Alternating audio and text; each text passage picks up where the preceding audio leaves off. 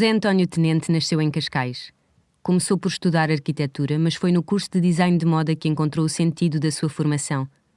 Durante vários anos trabalhou como estilista e, nunca escondendo que o teatro era uma das suas paixões, é em 1990 que aceita pela primeira vez criar como figurinista. Com o tempo acabou por converter a arte de vestir a realidade pela arte de vestir a ficção. Em dança ou em teatro, é para os espetáculos que José António Tenente conceptualiza e cria as peças, figurando o simbólico, dando ao figurino a configuração de objeto artístico numa relação simbiótica entre as várias referências artísticas. Foi num banco de jardim, na Quinta da Cruz, em Viseu, que a partir de alguns destes motes, falámos sobre o princípio de um espetáculo.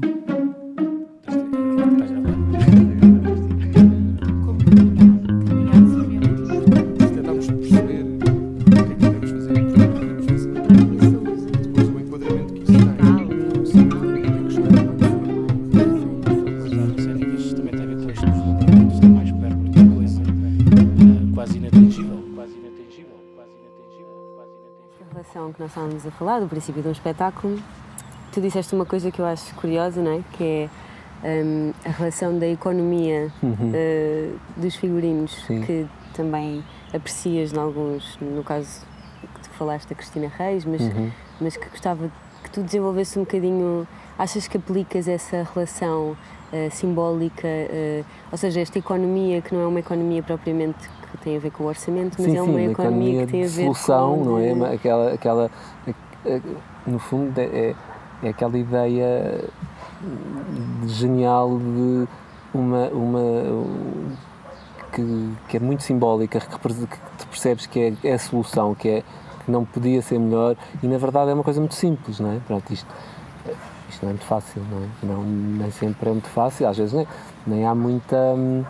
Às vezes também não tem muita margem para isso, no sentido em que nem tudo requer esse grau de elaboração e de materialização, não é? Pronto, mas o que eu acho sempre muito curioso é isso, é às vezes ter uma ideia, uma sugestão que tu percebes, que boa ideia que foi traduzirem isto com um resultado tão simples, não é? Pronto, e era nesse sentido a tal economia que muitas vezes se traduz também em economia, porque às vezes essas ideias são as mais simples de executar e as menos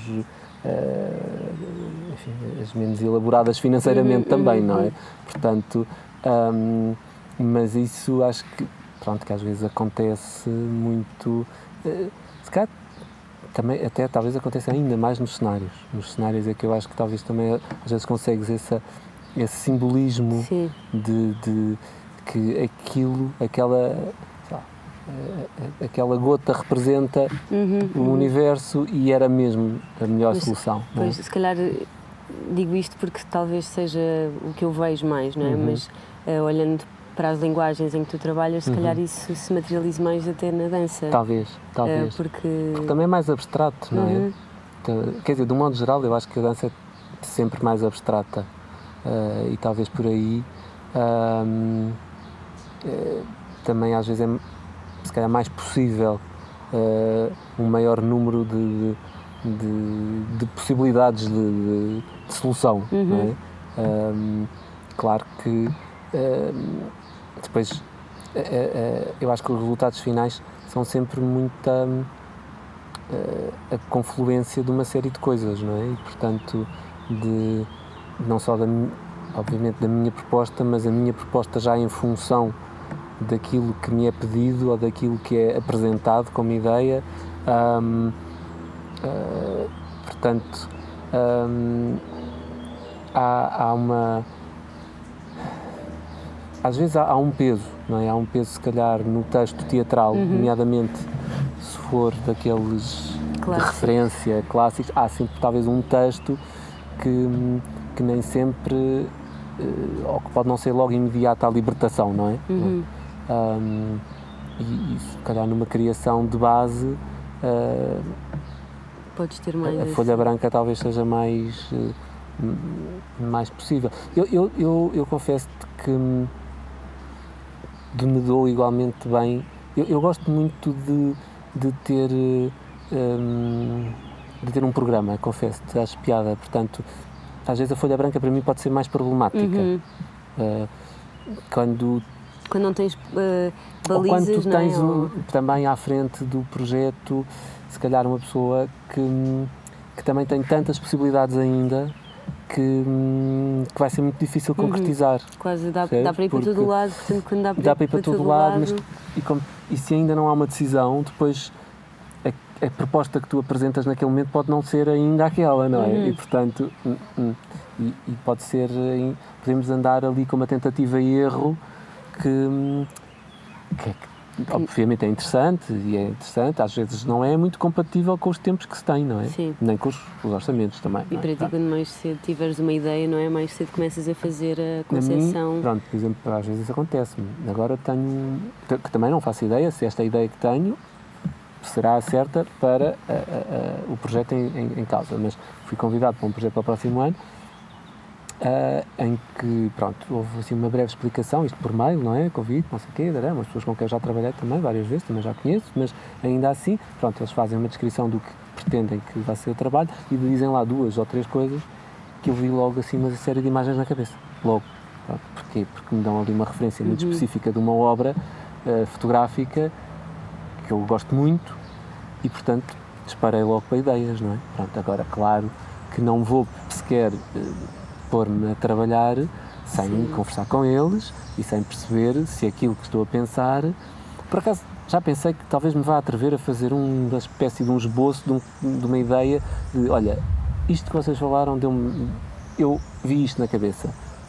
Acham giro? Pronto, porque às vezes pode ser, não é? Às vezes acontece. Sim. Pronto. E lá está, e como é dança, eu acho que muitas vezes isso é mais possível, não é? Porque há assim porque lá está, é um nível de abstração que depois dá para muita coisa.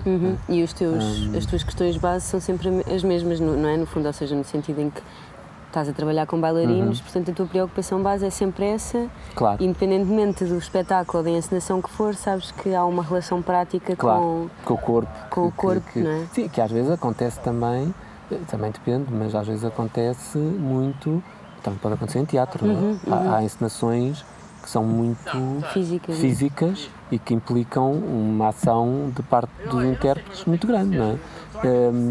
E às vezes pode haver até projetos de dança que são, pelo contrário, mais contidos a esse nível, não é? Sim, mas pronto, mas genericamente sim, não é? Genericamente temos um ponto de partida para a dança que é corpo em movimento, não é? Pronto. Claro, sim. Supostamente é isso, não é? Pronto.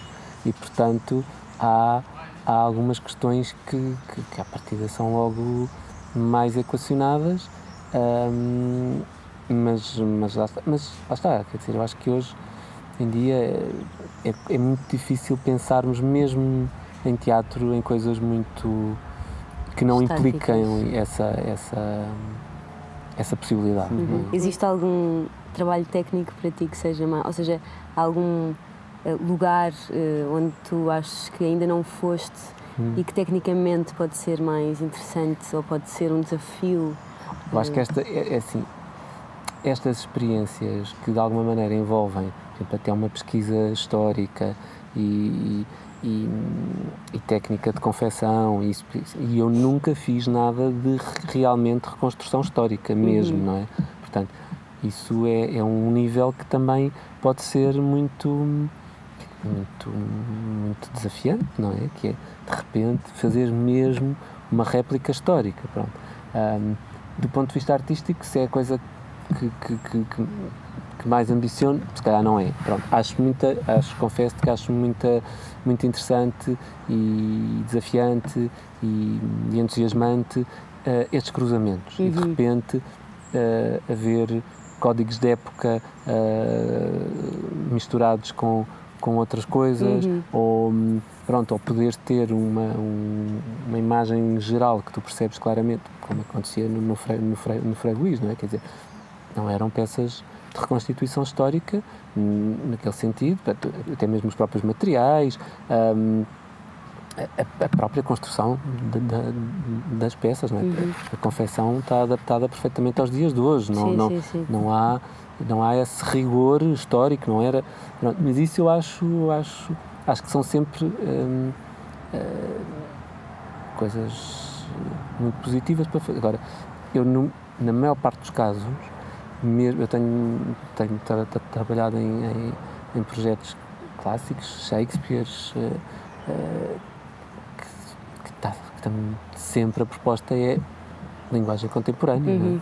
Não vamos querer fazer nada à época, não vamos querer fazer nada. Portanto, às vezes há assim um território que eu até podia achar graça poder explorar. Tenho feito algumas coisas assim com os apontamentos e com os cruzamentos, que também podem ser, que acho que também são desafios interessantes. Em relação àquela exposição que tu fizeste do Traz um objeto de arte, os figurinos depois acabam, ou seja, podem ser maravilhosos, mas depois de um espetáculo acabam por não ter, ou seja, ao contrário de uma peça de moda que se calhar, e estou a fazer só este paralelo porque tu já estiveste nesse universo e é mais fácil para nós percebermos, se calhar, que uma peça de moda se calhar nunca sai de moda, não é? E um figurino, quando acaba um espetáculo, tem que ir para algum lado, não é? Tem que... O que é que acontece a um figurino quando... Isso da peça de moda nunca sair de moda, basicamente é até uma contradição com o próprio conceito de moda, não é? Pois, exato. Porque a moda está sempre em movimento e, portanto, aliás, essa exposição que era organizada pela Fundação Gulbenkian punha um bocadinho em diálogo as artes tidas como as artes maiores, plásticas, não é? E depois esta aproximação à moda e o traje como possível objeto de arte, não é? E depois mesmo aí também há diferenças de uma peça que é logo pensada com esse objeto ou com esse objetivo de pensamento artístico e de não ter qualquer preocupação com a sua funcionalidade, por exemplo, e outras que não é? Que podem quase fazer um cruzamento entre essas pronto, e depois também às vezes acho que há aí umas grandes confusões, porque não é pelo simples facto de nós nos inspirarmos numa obra artística de referência que aquele resultado vai ser ele próprio uma referência artística, não é? Sim, exato.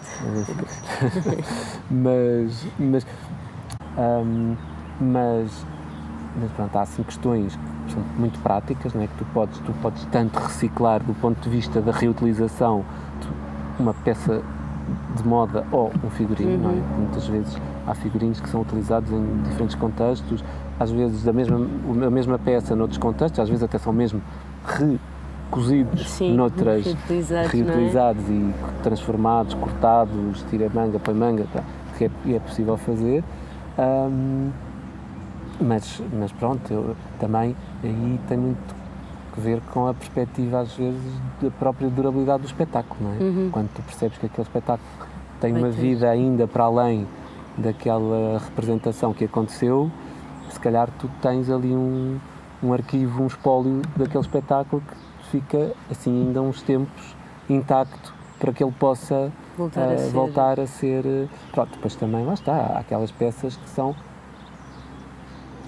quase de difícil reprodução e há outras que não. Se tiveres umas calças de ganga que usaste não sei o quê, podes usar daqui a uns tempos, vais buscar outras calças de ganga. Pronto, é um exemplo muito prático, mas pronto, mas isto às vezes pode acontecer. Mas és tu que normalmente guardas, ficas com os figurinos? Depende muito da maneira como trabalho com as companhias, que há coisas que sim, que são minhas, depois às vezes há coisas que mesmo estando a trabalhar com uma companhia que tem a produção e que portanto fica com o espólio desse espetáculo, às vezes eu próprio digo, assim, há determinadas peças à partida que são minhas, que fazem parte do meu espólio de guarda-roupa e que no fim das representações serão minhas de novo. E portanto, se isto, imagina, se calhar há espetáculos, há produtores que me podem dizer, não, olha, não dá, isso não dá, não uses essas peças porque nós vamos precisar delas e depois podem-se estragar, não queremos que haja problemas, ou vamos precisar delas durante um tempo indeterminado e não sabemos ainda quando, portanto, arranjam uma coisa que que possa servir, mas que não seja isso, porque depois isso pode não ser... São questões muito práticas, não é? Sim. Mas há de tudo. Tenho coisas que fico com elas, outras que são das companhias. Pronto, é assim, não. Eu acho que, tendencialmente, eu acho que o ideal era sempre as companhias ficarem, até porque era muito bom que as companhias conseguissem ter elas próprias um histórico, não é? E terem um guarda-roupa que pode servir para remontagens, que pode servir para reutilizações ou para arquivo, pura e simplesmente, porque podes ter um projeto suficientemente marcante que não queres mesmo perdê-lo, não é? E que queres um dia, até do ponto de vista de formação ou museológico, ou o que for, quer dizer, há muita gente que não trabalha nesta perspectiva e também acho que se calhar ninguém está a pensar nisso assim, mas na verdade há coisas que vale a pena, não é? Vale a pena porque, não é? Por isso é que se calhar conseguimos ir ao Museu do Teatro e da Dança e ter lá algumas coisas que alguém guardou, não é? O próprio Museu do Trás, não é? Próprio, sim. Alguém guardou aquilo, e ainda bem, não é? Portanto, os teatros nacionais que têm acervos, não é? Sim. E agora, também os acervos não são ilimitados, os espaços têm que ser... Não dá para tudo, não é? Portanto, há uma série de coisas que vão também sendo readaptadas, não é? Mas acho que essa possibilidade também dessa reutilização, para mim é sempre assim, tem sempre uma certa... Quer dizer, depende das peças, mas aquelas muito fundamentais têm muita reserva. Pronto, lá está, há coisas que é uma pena de repente não poderes, ou até poderes usá-las, mas assim, como elas estão, não é? De repente para retalhar. Exatamente. Olha, Zé, acho que podemos ficar por aqui nesta conversa. Obrigada. Muito obrigado, eu. O Princípio de um Espetáculo é um podcast do Projeto Creta, Laboratório de Criação Teatral, apoiado pelo município de Viseu.